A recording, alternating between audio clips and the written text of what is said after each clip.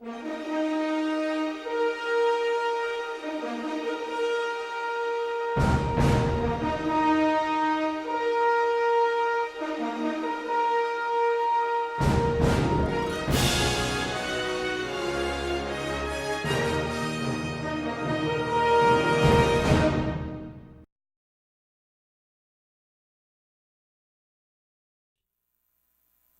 homem de Deus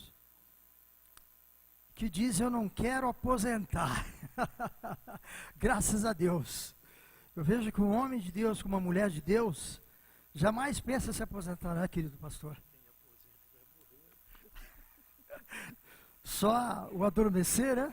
A morte física é o adormecimento para a glória do Senhor. E com certeza, Deus tem uma palavra para os nossos corações. Estenda as suas mãos em direção ao nosso querido pastor, neste momento. Maravilhoso Deus, em nome de Jesus, Pai. Nós te louvamos, Pai querido, porque mais uma vez estamos aqui com o privilégio de podermos parar para ouvirmos a Tua palavra, Deus. Eu digo privilégio, querido Espírito Santo, porque o Senhor tem despertado aquilo que nós precisamos verdadeiramente, que é ouvir ao Senhor. E quando nós te ouvimos, ó Deus, nós sabemos o caminho da salvação, da libertação, da transformação de vidas, de curas, milagres e maravilhas, meu Pai. Eu sei que nesta noite, ó Deus, Tu mais uma vez estará operando através da Tua palavra.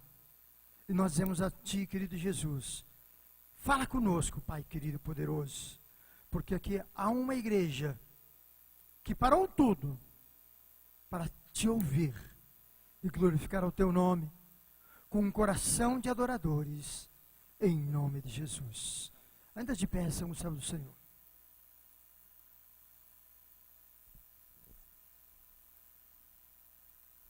Paz do Senhor, irmãos. Poder sentar, irmãos. Queridos irmãos, eu gostaria de saudá-los com um belíssimo Salmo 24. Lá está escrito: o Senhor é a terra e a sua plenitude, o mundo e aqueles que nele habitam. Ele fundou sobre os mares e firmou sobre os rios. Quem subirá ao monte do Senhor? Quem habitará no seu lugar santo? Aquele que é limpo de mãos, puros de coração, que não entregam a sua alma à vaidade, nem jura enganosamente. Esses receberão a bênção do Senhor, o Deus da nossa salvação.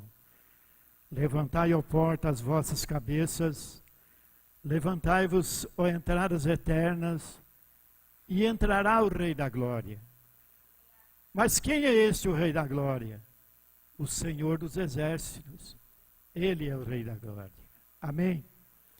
Queridos irmãos, nesta noite tão maravilhosa, porque hoje é o dia que o Senhor fez, como diz o Salmo 118, verso 24.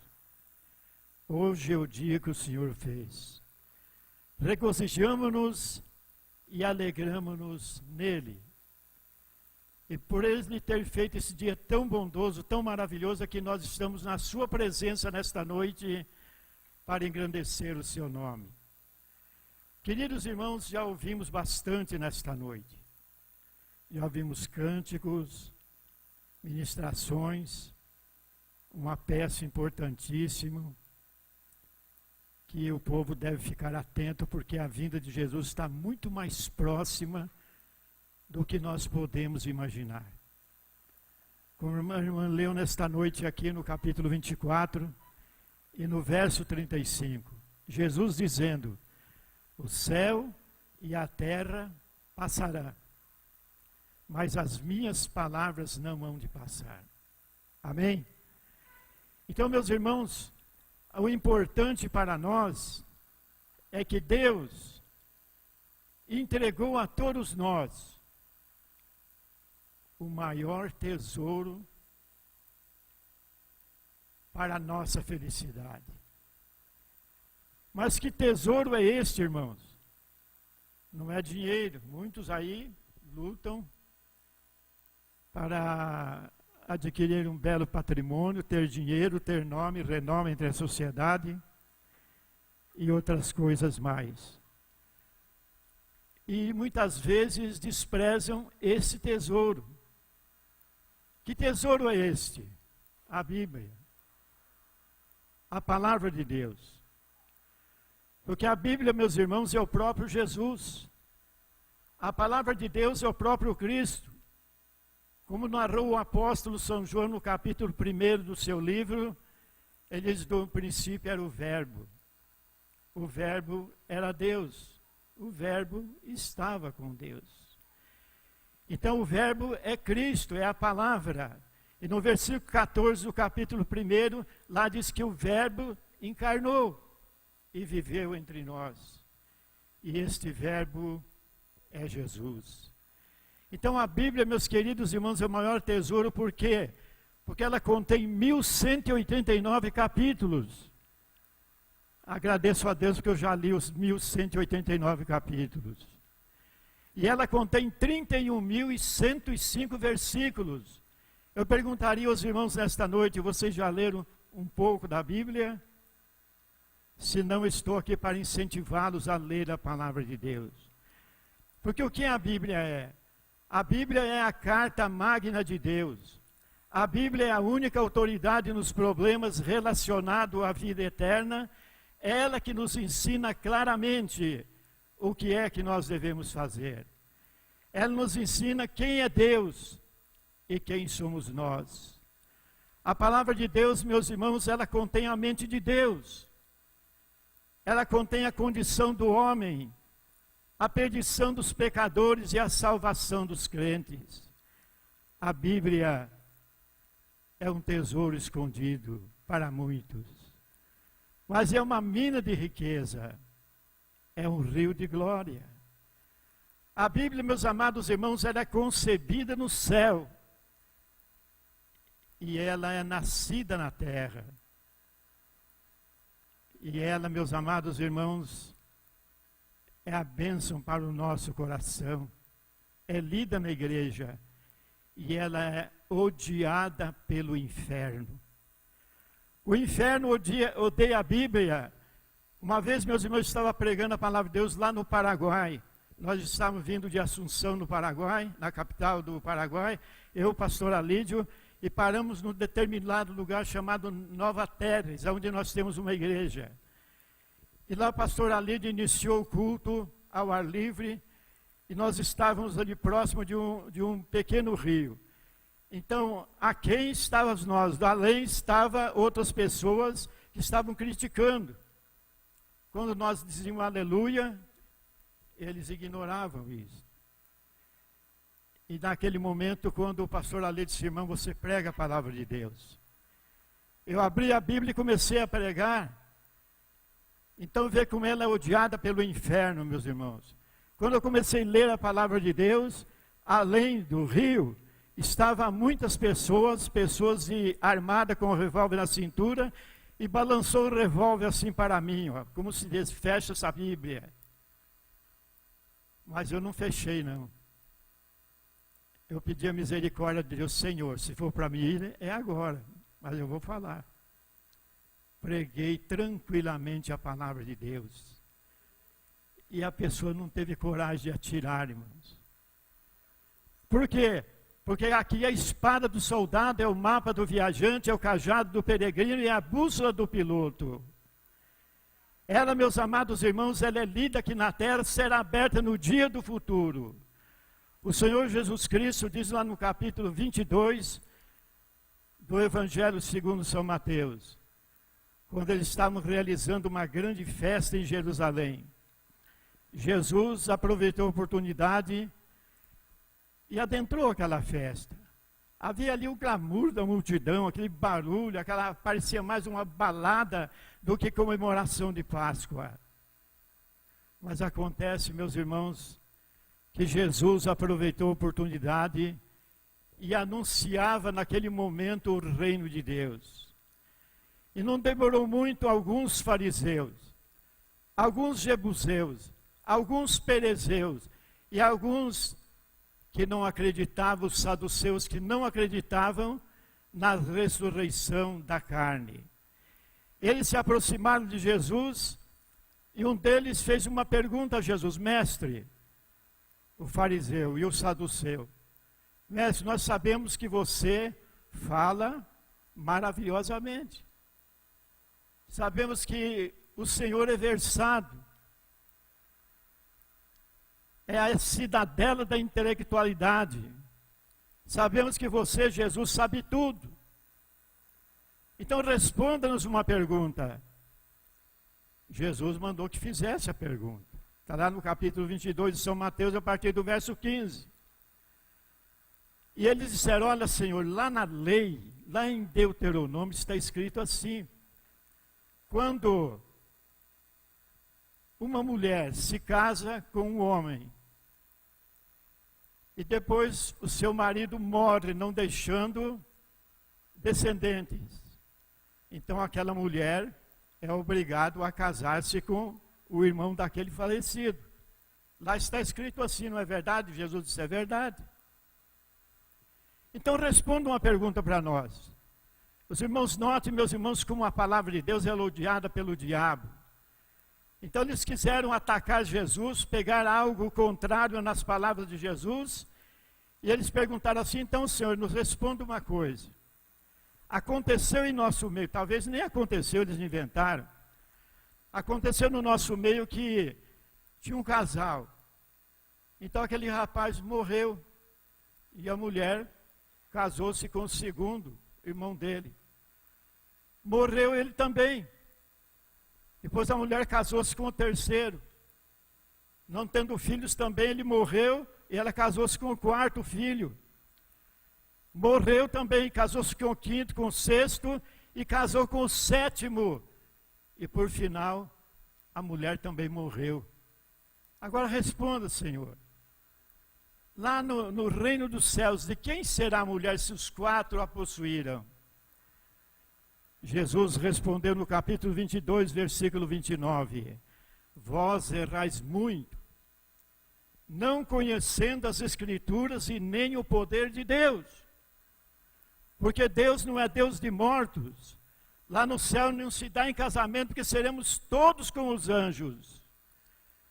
Então eles saíram de cabisbaixo, porque não conseguiram, meus irmãos, atropelar o Filho de Deus. Então a palavra de Deus, meus queridos irmãos, o que Jesus pregou, o que nós pregamos, pregamos a palavra de Deus. Eu gosto muito de falar da Bíblia. Eu prego de vez em quando na igreja quadrangular, o irmão fala: convida aquele pastor lá, o pastor Bíblia Online, que nós queremos ouvi-lo. Então, meus irmãos, porque eu amo a palavra de Deus. E Jesus disse no capítulo 5, versículo 39 do Evangelho segundo São João: examinais as Escrituras, porque vós cuidais ter nelas a vida eterna. E são elas que de mim testificam. E o apóstolo São Paulo escreveu a Timóteo na segunda carta, capítulo 3, verso 16.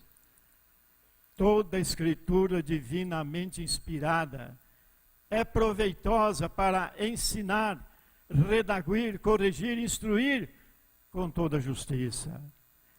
E o Senhor Jesus também, no capítulo 17 de São João, verso 17, na sua oração sacerdotal, ele olhou para o céu e disse: Pai, santifica-os na verdade, porque a tua palavra é a verdade.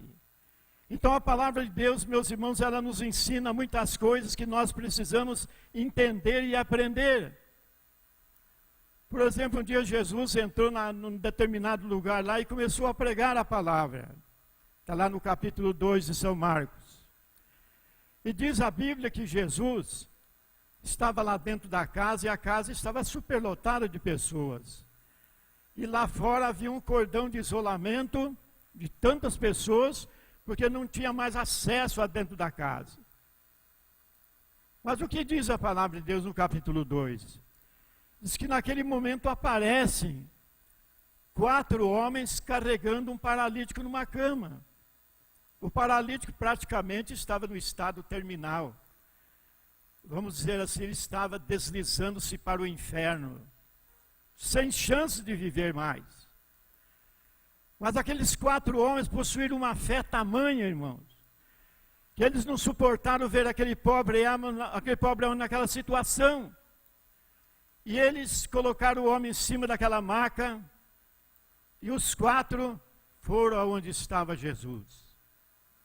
E chegando lá, a Bíblia não diz de que maneira, como eles fizeram para subir no telhado, mas a Bíblia diz que eles subiram no telhado e destelharam as telhas. E abriram um buraco no telhado e desceram a cama justamente onde Jesus estava pregando. É claro que Jesus não se incomodou porque ele sabia, ele é onisciente, onipresente, onipotente.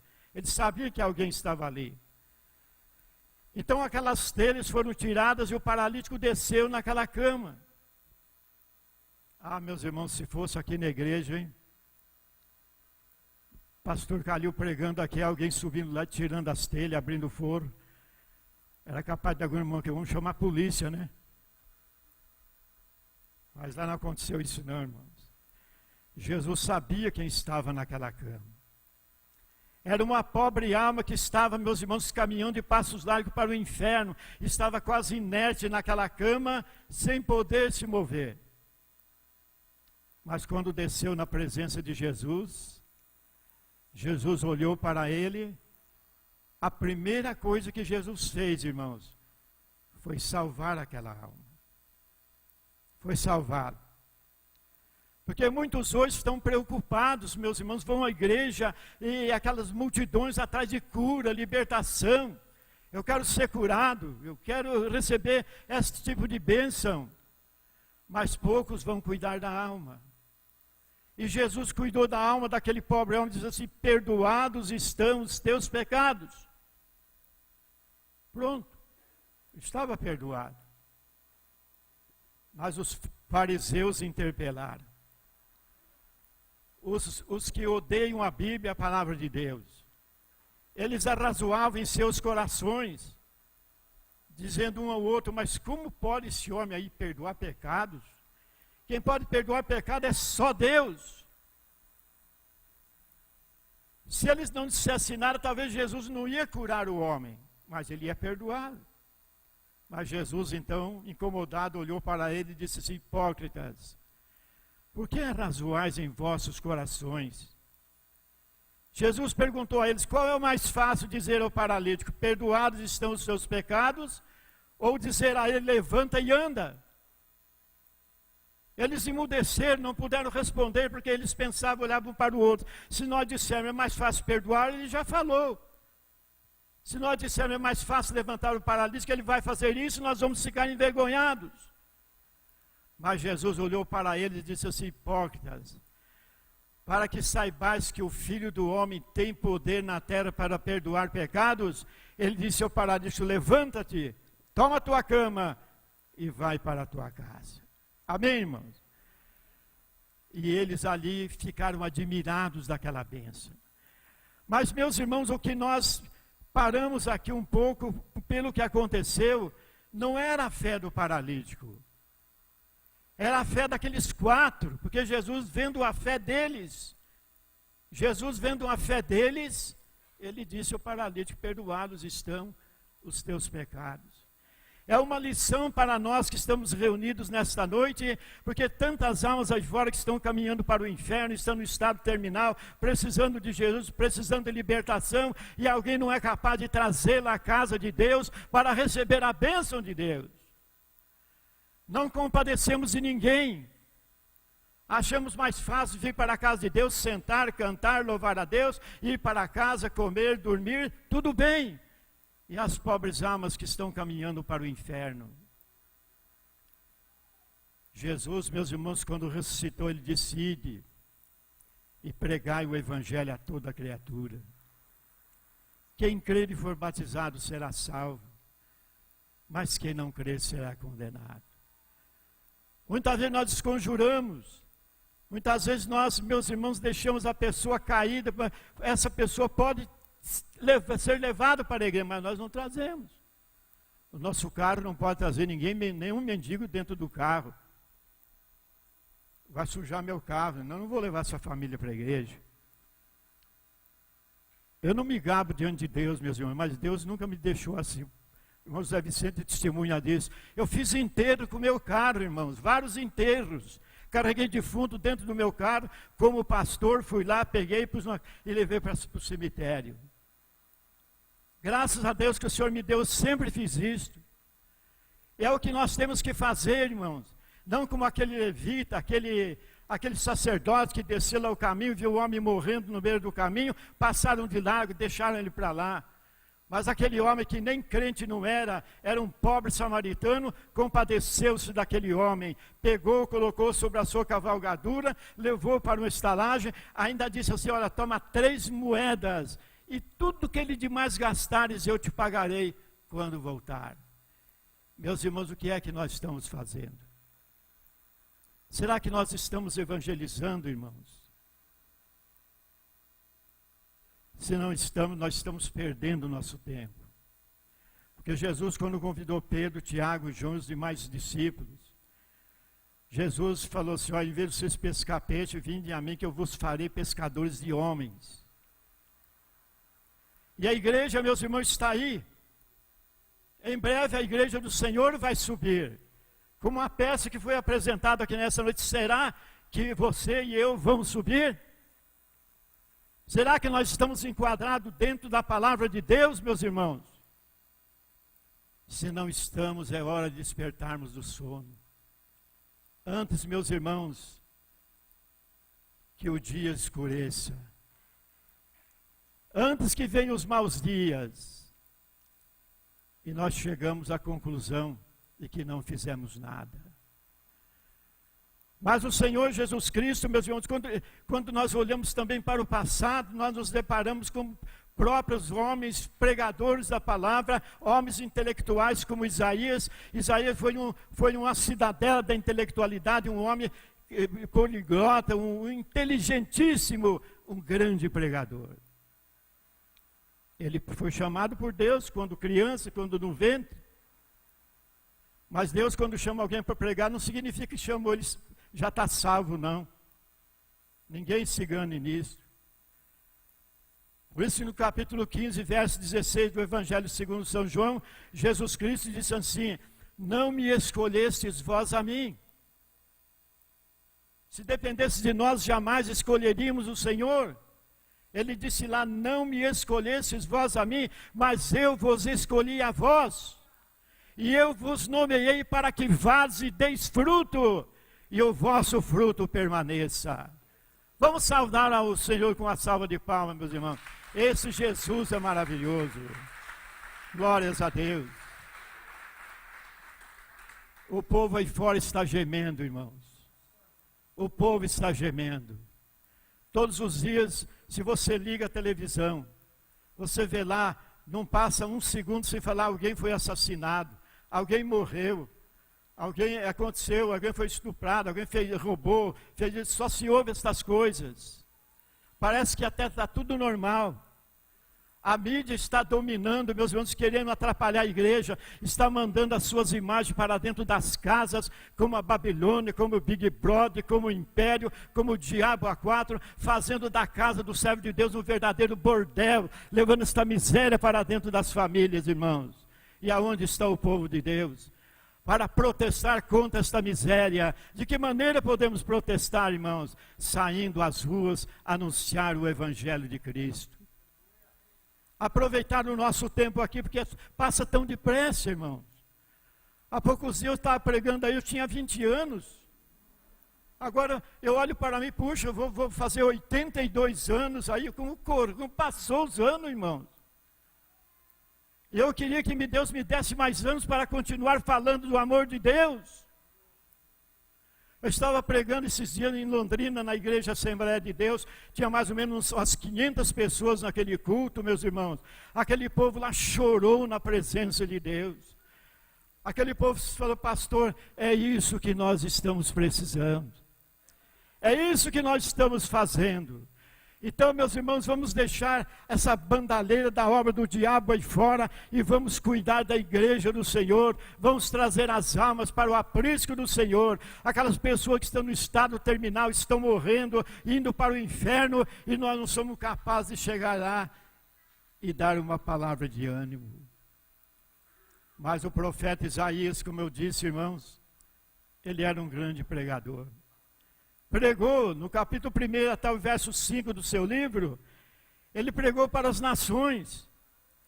Ele chegava lá e dizia: ai de vós, só ai de vós, mas não dizia ai de mim. Mas o que aconteceu, irmãos? Os templos de Baal estavam superlotados. Os templos a Astarote estavam, não cabia o povo. Mas a sinagoga do povo de Deus estava vazia. Isaías não sabia o que fazer, mas por que eu estou falando? Meus irmãos, se a palavra não tiver unção, não adianta. Mas ele encontrou o caminho certo. A Bíblia diz que lá num certo dia, ele cabisbaixo, ele era filho da realeza. Era da realeza de Jerusalém, eram ricos, podres e ricos, inteligentes, versados. Mas as palavras não surtiam efeito algum, irmãos. As sinagogas vazias, o templo Astarote e Baal estava superlotado, a prostituição dominava, o roubo, o assalto, tudo dominava, o câmbio dominava nos templos. Mas a palavra de Deus não. Isaías então não aguentou, chegou em frente à casa de Deus, adentrou a casa de Deus e chegou lá e prostrou na presença de Deus pedindo misericórdia. Quando ele entra dentro da casa de Deus, está lá no capítulo 6 do livro de Isaías, ele entrou lá e ele prostrou-se diante de Deus porque ele não suportou ver o louvor. Quem louvava naquele momento não eram as pessoas, os homens, as moças, mas eram os próprios anjos que empenhavam o louvor.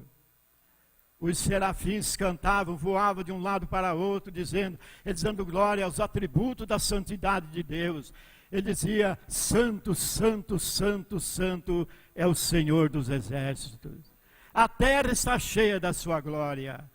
Mas naquele momento, irmãos, quando ele ouvia aquelas palavras dos serafins, ele não suportou, ele começou a cair, daqui a pouco o templo começou a ruir, tremer o templo, ele ficou com medo, ele gritou bem alto: Senhor, tenha misericórdia de mim, porque eu sou de impuros lábios. Um grande pregador do evangelho, da palavra de Deus, ele dizia: a minha boca é imunda. Eu sou imundo, que é o imundo, irmãos. O imundo é uma palavra, é um imundício, que vive na lascívia, no adultério, no roubo, na bebedeira, no fumo e todas as coisas mais. Ele disse: Senhor, os meus lábios são impuros e habito no meio de um povo impuro. E quando ele prostrou em terra, pediu misericórdia: tem misericórdia de mim porque eu estou morrendo. Não estou suportando ver a presença de Deus, porque Deus estava sentado no seu alto e sublime trono. As suas vestes se derramavam dentro do templo. Mas naquele momento, irmãos, quando Deus observou a situação do seu servo que estava pedindo misericórdia, o Senhor interrompeu o culto e mandou que um dos serafins pegasse uma tenaz, pegasse uma vasa lá no braseiro e colocasse na boca de Isaías. O anjo do Senhor foi lá, com a tenaz, pegou aquela brasa viva e enfiou dentro da boca de Isaías. Eu acredito que ele ficou com a boca empapuçada, irmãos. Depois que ele não conseguia, ele balbuciava, que não conseguia falar. O anjo do Senhor disse: Deus está perdoando os teus pecados. Amém? Deus perdoou os teus pecados, porque agora, irmãos, e naquele momento ele chorou, prostrou-se diante de Deus. Dali a pouco ouviu-se um silêncio e uma voz do Senhor dizendo assim: a quem enviarei eu? Agora, meus irmãos, ele levanta a cabeça: Senhor, envia-me a mim. Agora ele queria ser enviado por Deus. E ele foi enviado por Deus, irmãos. Capítulo 6 diz isto. E lá, meus irmãos, logo no capítulo 7, versículo 14, ele já começou a profetizar. capítulo 7, verso 14 do seu livro, ele diz assim: e a virgem conceberá e dará à luz um filho, e o seu nome será Emanuel, que traduzido é Deus conosco. Já anunciava a vinda do Filho de Deus. E lá no capítulo 9, versículo 6, o próprio Isaías profetizou novamente: e a virgem conceberá, dará à luz um filho, seu nome será maravilhoso, conselheiro, Deus forte, Pai da eternidade, príncipe da paz. Agora ele tornou-se o grande pregador do Senhor. Ele fez daquele homem um grande pregador. É o que Deus quer fazer de você nesta noite, irmãos. É o que Deus quer fazer dessas moças que vieram aqui hoje se apresentar. Deus quer fazer isso com você, jovem. Uma atalaia, uma pregadora do Evangelho de Cristo. Você está sendo escolhida nesta noite, dentro desse templo, para falar do nome de Jesus Cristo. E para isso, meus irmãos, nós temos que observar uma coisa. Ler o capítulo 12 da carta aos Hebreus, no verso 1 que diz assim: portanto, nós que estamos rodeados de uma tão grande nuvem de testemunhas, deixemos todo o embaraço, todo o pecado que tão de perto nos rodeia, e corramos com paciência a carreira que nos está proposta, olhando para Cristo Jesus, o autor e consumador da fé. Nós estamos sendo observados, irmãos, como servos de Deus. Nós lemos a Bíblia, o povo lê a nossa vida. Eu quero dar dois testemunhozinhos rapidinho aqui, irmãos. Lá perto de casa é um lugar terrível. Ele está ali, pode contar para vocês. De vez, não passa uma semana, matam um lá perto de casa, por ali. É uma coisa terrível, fumeiro. Ali um dia eu preguei para um grupo de drogados que estavam ali. Eu saí, estavam uns 10 ali, eu entrei no meio deles e comecei a falar. Um deles pediu um dinheiro. Eu, para segurar, eu peguei uma nota de 5 e mandei um segura o dinheiro aqui. Mas deixa eu falar com vocês. Preguei a palavra de Deus para os 10 que estavam ali. Olhei para um deles: quantos anos você tem? Eu tenho 17. Você, eu tenho 19. Você, eu tenho 20. Imagine que tristeza não está tendo a sua mãe e os seus pais de ver você nessa situação. Você se drogando, você acabando com a sua vida. Você não vai chegar aos 30 anos, você está morto. Jesus está te chamando vocês. Eu olhei 2, 3 deles, estavam derramando lágrimas, chorando, drogados e chorando. Então, meus irmãos, nós precisamos ser luz nesses lugares. Todo dia de manhã, um outro testemunho, todo dia de manhã eu saio de manhã para andar um pouquinho. 7 horas da manhã eu saio, dou a volta, passo por uma igreja católica que tem ali, subo direto lá no mercado, que dá uns 500 metros de casa. Ali é um lugar terrível, irmãos. Assalto, moças, mulheres, coisas terríveis. E eu todo dia eu subo por ali. Eu passava sempre em uma casa lá, nunca conversei com eles, nunca cumprimentei, porque eles ficavam lá dentro. E lá um dia eu vinha voltando do mercado com pão nas mãos. E eu tinha uma mocinha de 12 anos no portão. Quando eu vinha descendo assim, a mocinha falou: meu senhor, um momento. Será que eu posso acompanhar o senhor até lá embaixo na igreja? Eu falei: claro que pode. Quem que está mandando? Minha mãe. Mas sua mãe me conhece? Não, ela não conhece, mas ela mandou o senhor me levar até lá. Uma mocinha de 12 anos, irmãos, que dificilmente pode sair lá sozinha. Eu vim com ela conversando, ela veio da igreja católica, que fica lá de baixo, entrou lá. Mas o que é isso, irmãos? Nós devemos ser luz para que as pessoas vejam Cristo em nós, irmãos. Eu louvei a Deus por isto. Então, por isso que a Bíblia diz assim: portanto, nós que somos rodeados de uma tão grande nuvem de testemunhas, deixamos todo o embaraço e o pecado que tão de perto nos rodeia, e corramos com paciência a carreira que nos está proposta, olhando para Cristo, o autor e consumador da fé. Amados irmãos, fiquemos com a Bíblia. Paulo, o grande apóstolo, no livro onde está introduzido o maior tratado teológico do Novo Testamento, que é o livro de Romanos, lá no capítulo 1, ele diz assim no verso 16: eu não me envergonho do Evangelho de Cristo, porque ele é o poder de Deus para a salvação de todos aqueles que creem. Irmãos, meu tempo terminou, eu quero orar com vocês agora. Vocês jovens, vocês querem ser pregadores do Evangelho, essas moças que vieram aqui, vocês todos, eu quero orar com vocês agora. Venham. Venha, eu quero orar com vocês.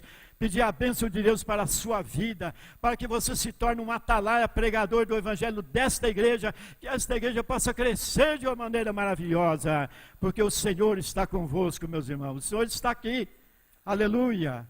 Chegue mais pertinho, eu quero orar com vocês agora. Amém, Jesus. Bem mais perto. E quem mais quer participar da oração, venha, irmãos, venha. Venha orar comigo aqui agora. Eu sou o profeta de Deus para vocês aqui hoje. Amém? Jesus está aqui para abençoar a tua vida. Põe a mão no teu coração agora, meu irmão. Essas lindas moças aqui, já pensou pregando o evangelho, irmão? Que coisa maravilhosa. Amém. Põe a mão no coração. Vocês orem comigo o salmo, você diga assim: Senhor, não me repreendas na tua ira, mas tenha misericórdia de mim, porque eu, Senhor, sou fraco. Sara-me, Senhor, porque os meus ossos estão perturbados, até a minha alma está perturbada. Mas tu, Senhor, até quando? Volta-te, Senhor, livra minha alma, salva-me por tua benignidade, porque na morte não há lembrança de ti, no sepulcro quem te louvará? Levante agora as mãos para cima. Maravilhoso e eterno Deus, que as bênçãos dos altos céus, Senhor, se derrame sobre estas vidas que estão aqui presentes. Que a tua graça, meu Deus, o teu amor se derrame sobre estas jovens que aqui estão. Estes jovens, esses senhores, essas senhoras que nesta noite compartilham deste culto de agradecimento a ti, Senhor. Oh Deus, enchendo-os da tua graça, o teu amor, capacitando para a pregação da tua palavra, Senhor, para que o teu nome seja glorificado nestas vidas, também daqueles que ouvirem, Senhor. Abre, ó Deus, as janelas do céu, derrama uma porção dobrada do teu Espírito Santo, Senhor, a todas as pessoas aqui reunidas. Ó Deus, abençoa também o pastor desta igreja, Senhor. Dá-lhe unção divina, força, coragem a ele e a sua família, para continuar nesta luta ferrenha da anunciação da tua palavra. Abençoa os obreiros, irmão Zé Vicente, os demais aqui presentes, que continue lidando nesta obra para a glória do teu nome. Deus Pai, aceita a minha oração, em nome de Jesus eu te agradeço. Amém, Senhor.